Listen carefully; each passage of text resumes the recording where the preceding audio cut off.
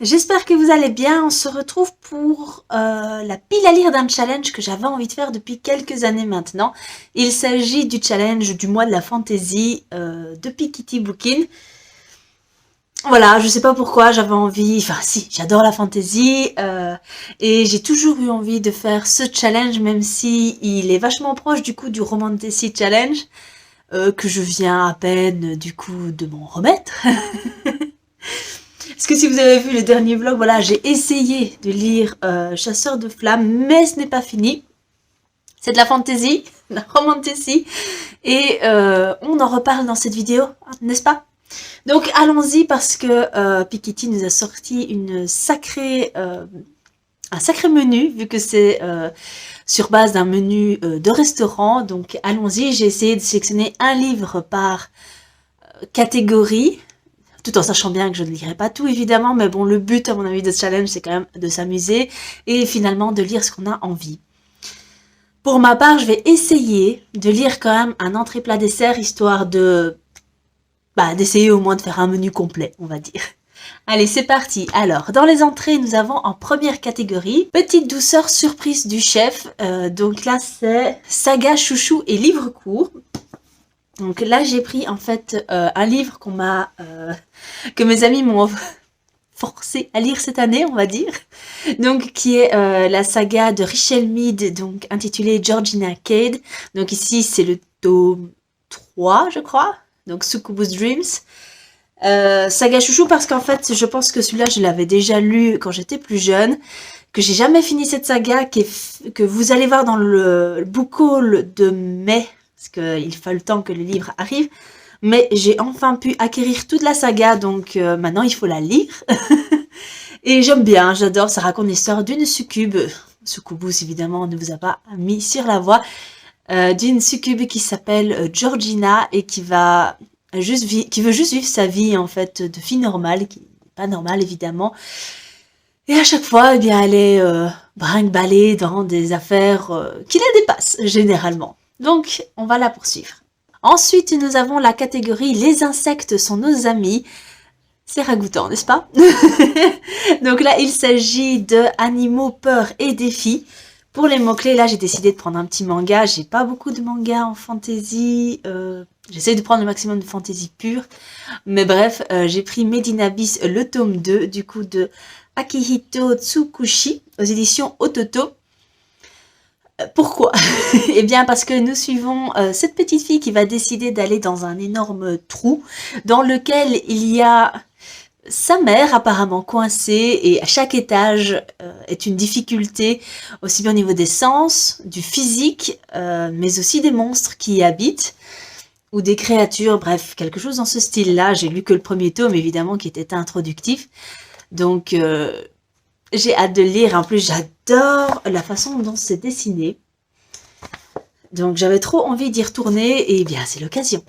Ensuite, il y a Tartine de Lambas, qui est tout ce qui est un peu créatures fantastiques, fae, elfes. Et là, j'ai pris une BD parce que voilà, il faut quand même, vous voyez, peut-être tempo un peu la liste des pavés qui vont s'amonceler juste après. Donc, j'ai pris Brocéliande, le tome 1, donc Forêt du Petit Peuple, la forêt de Barenton, qui est dessiné par Perru, Benoît et Jacques Moire. Je ne sais pas qui dessine, qui écrit, mais enfin bref, voilà. Donc à mon avis, en tapant Brocéliande, on va sûrement avoir tout ce qui est créatures celtiques, etc. Donc je ne me fais pas trop de soucis à ce sujet. Et au pire des pires, les créatures et tout ça, il y en a un peu dans plus ou moins quasiment toutes les sagas qui sont présentes ici. On passe ensuite au plat. Allons-y. Donc ici, on est sur Spécialité du monde pour le premier thème avec le voyage. En gros, c'est ça. Et là, c'est là que je reviens avec mon Chasseur de flammes de Hafsa Faizal. Je suis vraiment désolée pour la prononciation, je ne sais pas du tout. Et comme vous pouvez le voir, j'ai bien avancé. En effet, il m'a fallu quasiment 220 pages en fait, hein, pas d'un ennui, mais d'indifférence franche envers les personnages principaux, pour enfin que ça s'active. En fait, c'est à partir de la rencontre des personnages où vraiment il y a eu un décalage de l'ennui à l'intérêt, et maintenant à quasiment le coup de cœur. Coup de cœur qui serait certainement arrivé si franchement les 200-250 premières pages ne sont pas aussi... Je sais pas comment expliquer, aussi noir, aussi sombre, même si ça reste toujours sombre, ça l'est un peu moins une fois que il y a une réunion. Donc là, il me reste 60 pages plus ou moins à lire. Oui, ok, j'ai un peu triché forcément vu que je n'ai pas commencé avant le 1er mai, mais je le finirai après comme vous l'avez compris. Donc, on va dire que ça rentre dedans, non? En tout cas, je mets ce livre-là dans cette catégorie parce que voilà, je pense qu'il faut essayer de... Et voilà, il faut que j'enlève une pavasse. Ensuite, c'est Sous ou sur l'océan, poisson frais garanti. Et là, évidemment, vous en doutez, il s'agit d'un thème sur des bateaux, pirates, sirènes. Et là, forcément, j'ai pris Le trône des 7 îles de Adaline Grace aux éditions de Saxus, qui parle de princesses, de pirates, de bateaux, de mer, de magie. Bref, cette couverture m'a toujours attirée, toujours depuis que je l'ai acquérie. Non, depuis que je l'ai acquis. Donc j'ai juste envie de m'y plonger, donc quasiment dans tous ceux que j'ai sélectionnés, j'ai envie de m'y plonger. Ça va encore être compliqué pour choisir, mais on s'y fera. Ensuite, le 3e thème pour les plats, c'est Il était une fois la gastronomie. Donc là, c'est réécriture de contes, princesse et cuisine. Et là, j'en ai un qui regroupe vraiment les 3 catégories qui sont décrites. Il s'agit de Heartless de Marissa Meyer, donc une réécriture du conte de la Reine Rouge de Alice au Pays des Merveilles, qui, je ne sais pas, je ne pense pas qu'elle est princesse techniquement dans ce livre-là. En tout cas, elle rêve de devenir la plus grande pâtissière du royaume. Je pense que c'est également une noble. Et bon, bah, on sait tous qui elle va devenir, la reine de cœur. Donc... je pense que ça rentrait bien dans le thème et voilà, maintenant j'ai d'autres réécritures de contes, si au pire du pire, celui-là ne me tente pas, même si c'est un one-shot, hein, un one-shot qui est une bonne pavasse aussi de 530 pages quasiment, ça pourrait peut-être le faire. Ensuite, nous avons L'assiette Gargantua, qui est une suite de saga. Et là, pour le coup, je suis allée dans l'Urban Fantasy avec Les Ailes d'Émeraude, le tome 3 de Alexiane Delis, édition de Nouvelle Plume. Vous voyez que j'ai vraiment la toute première version. C'est vraiment la first édition de Les Ailes d'Émeraude, parce que je les ai lus à sa sortie et j'ai jamais lu le tome 3. Donc, il serait peut-être temps que je m'y mette. Ça me permettrait de finir une saga, de finir également un livre que mes amis m'ont sélectionné cette année.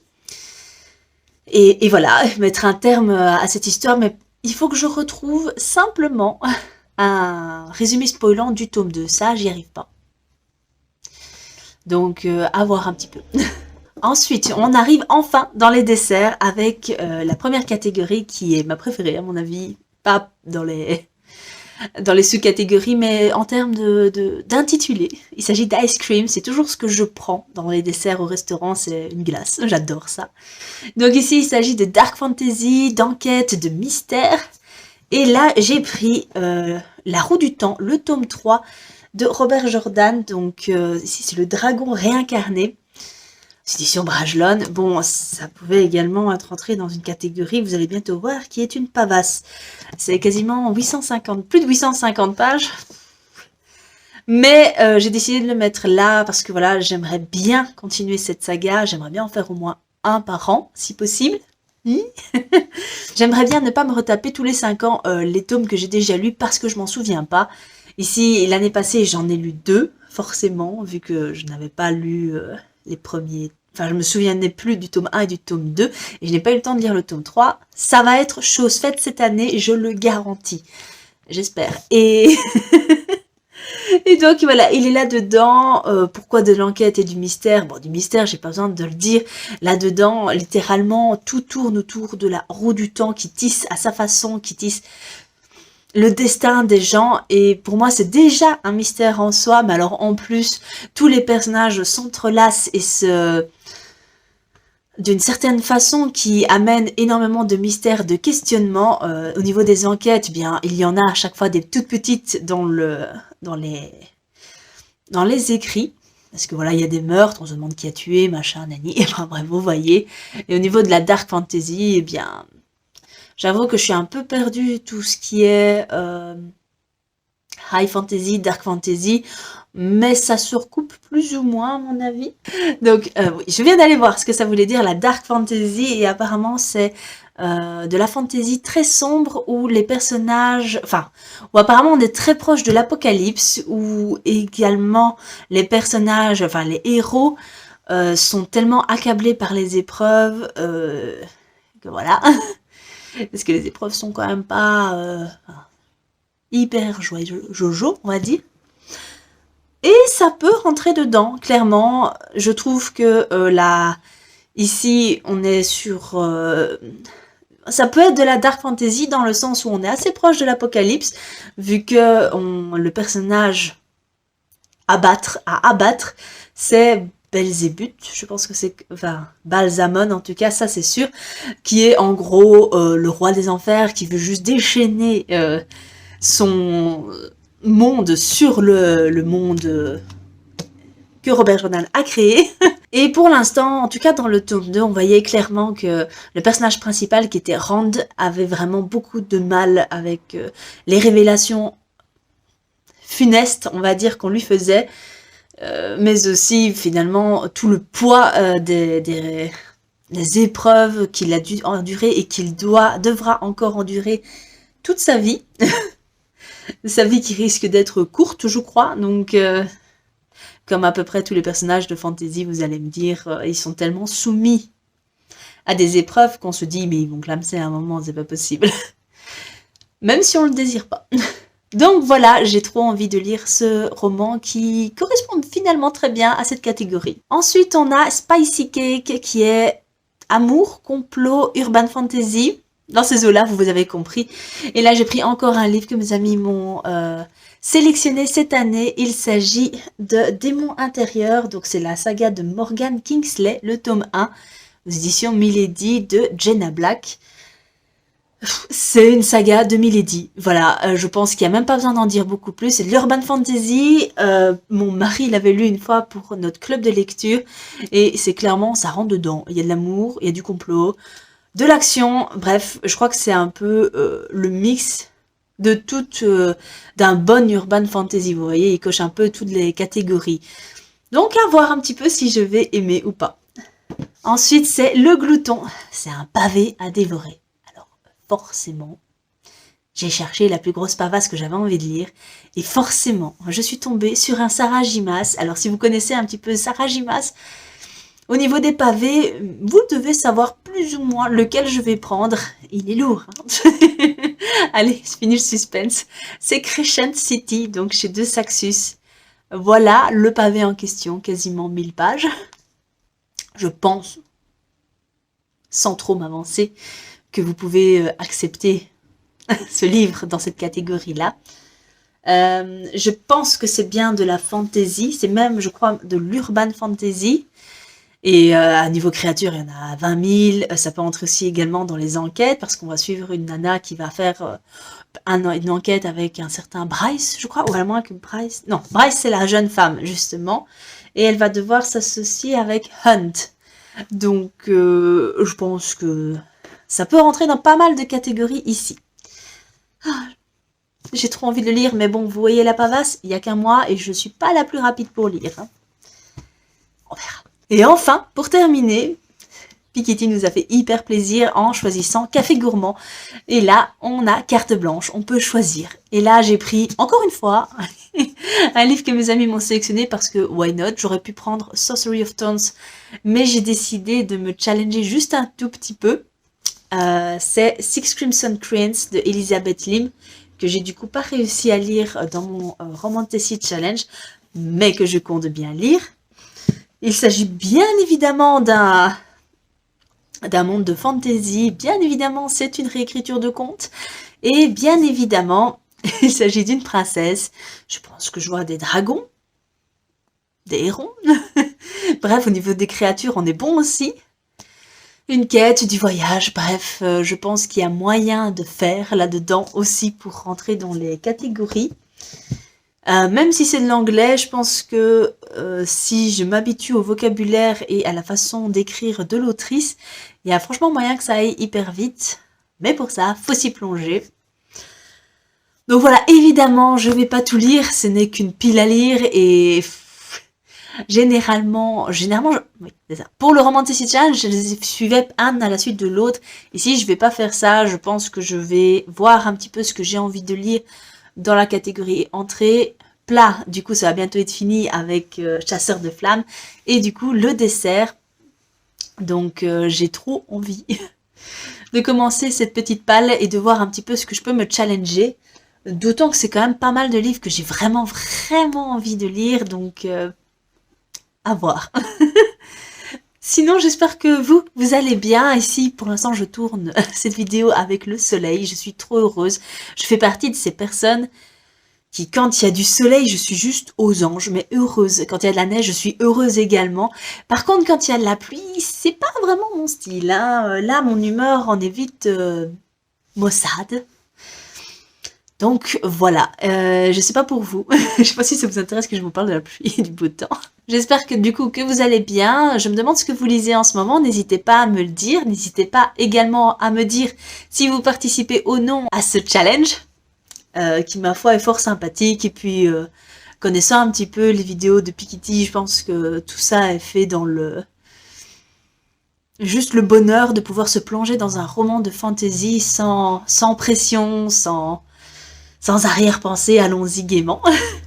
Et comme j'aime la fantaisie, ça va être, j'espère, un mois riche en découvertes. D'autant que ce mois-ci, ça va être tendu au niveau des relations personnelles, on va dire, vu que, bien pour ceux qui ne savent pas, ma fille va rentrer à l'école. Et eh bien, en tant que parent, on apprend vite à se dire que c'est plus nous qui stressons que l'enfant. Donc voilà. Donc je pense que ce mois-ci va être assez compliqué au niveau moral, mais ça va aller. On aura la lecture pour se défouler. Et c'est toujours chouette ça. Allez, je vous laisse, ça fait 20 minutes que je tourne. Espérons que ça aille. Je vous souhaite une excellente journée. N'hésitez pas à commenter, comme je vous l'ai dit, à mettre un petit pouce en l'air si la vidéo vous plaît, et mieux encore à vous abonner si le cœur vous en dit, si vous avez apprécié plusieurs de mes vidéos, pourquoi pas. Et il ne me reste qu'à vous dire bisous!